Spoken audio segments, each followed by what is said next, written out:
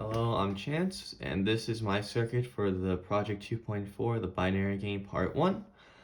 As you can see in this current circuit, I have all the values set to high for this. But if I were to press, say, this bit, these two bits here, you can see that it's reflected in the Moreland bar graph. And I can continue to do this. Maybe I decide to put one on, and I take this one low, and you can see that is almost instantaneously reflected in the Moreland bar graph. And this circuit is made up of three primary parts. We have our switch bank here, the hardware. We have our Arduino Nano here, which correlates with our software part. And then we have the Moreland bar graph, which is a culmination of the two parts. And we will get into that in this video.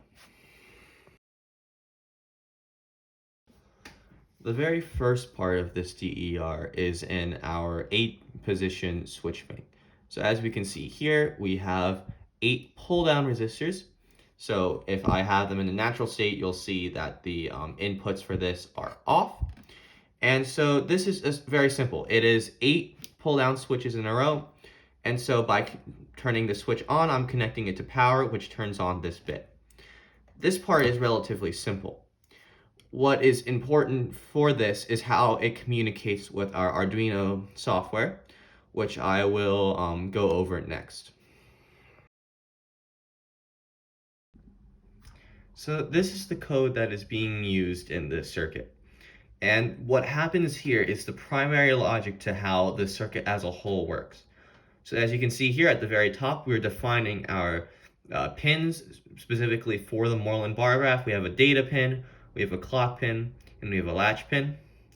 This define pin may seem strange because you would think we would have to have 8 separate defines for each of the 8 bits, but we can simplify that into defining the number of input pins as 8, and you can see down here we use that to determine how many to determine the size of our array, which will hold all of our input values.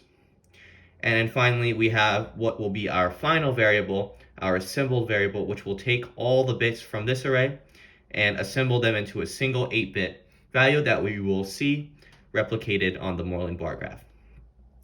And so in the setup, we have our initialization of all the pins. So we begin our serial monitor, which will allow us to view the values through Arduino. We have our pin mode for the specific pins of the Moreland bar graph. And then we have this for loop, which is just a very simple way of defining our pin modes for our 8 pins that we use here. So you can see instead of using 9 or 8, we use num pins here. And so we can simply change this value to change the number of pins we define as input. And so in this case, we assume the input pins are 2 and 9 as we add a pin here, add a value here. We have several variables to call in the main loop. We have an update bar graph, which shifts out the values of the assembled by turning the latch pin low and then high. And we also have a very important function called read inputs. And what this does is for the num inputs, so for the 8 pins that we have defined, it will read the value of the pins that we defined up here, and it'll read those inputs and add it on to our bit array. And we can notate where it'll be located by using the I in the for loop. And we can also print that out just to make sure that it's working. And then so in our main loop, we call our read input. So the first thing it does is it reads the inputs of the switch bank. It then assigns the final variable to 0, which you may feel is strange, but it's actually just a simple debugging thing because it allows us to assume that when the loop is restarted, the assembled value doesn't save the original value that was inputted to the Moreland bar graph. So it's a really simple way of resetting the final variable.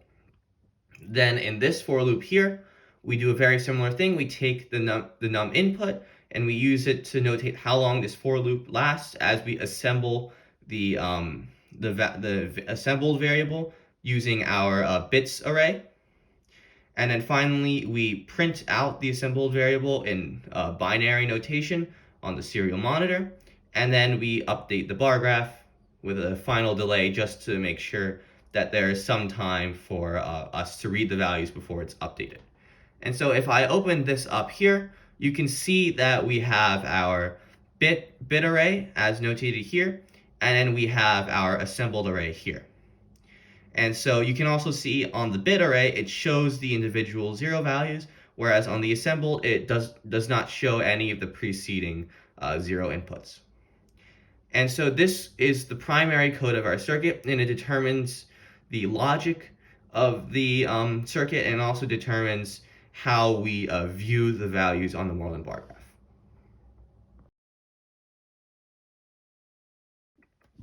So the final portion of this binary game circuit is the Moreland bar graph.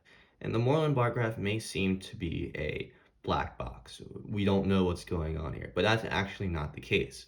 A majority of the logic and the functions of the Moreland bar graph come from this 595 integrated circuit here.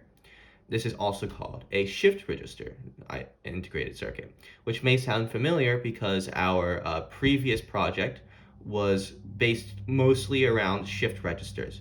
So the D flip-flop, for example. And so what it would do is it would take a single input, and when the clock signal was high, whatever that input was, the bit would take that input the next clock cycle. And so what you would have is, as say bit 1 turns to 1, bit 2 would become 1 in the next clock cycle. And then the next one, it would be bit 3, bit 4, and so you would see it shifting like so. And you notice that in the when we look at the full circuit, it doesn't appear to be shifting, and that's because we are doing that as part of our code in the shift out portion. So it's doing this relatively quickly. And so that's how we are able to represent all of these. So we shift out through the data pin, and the clock pin is our clock signal. And so that's how we're able to portray our inputs onto the switch bank onto the Moreland bar graph.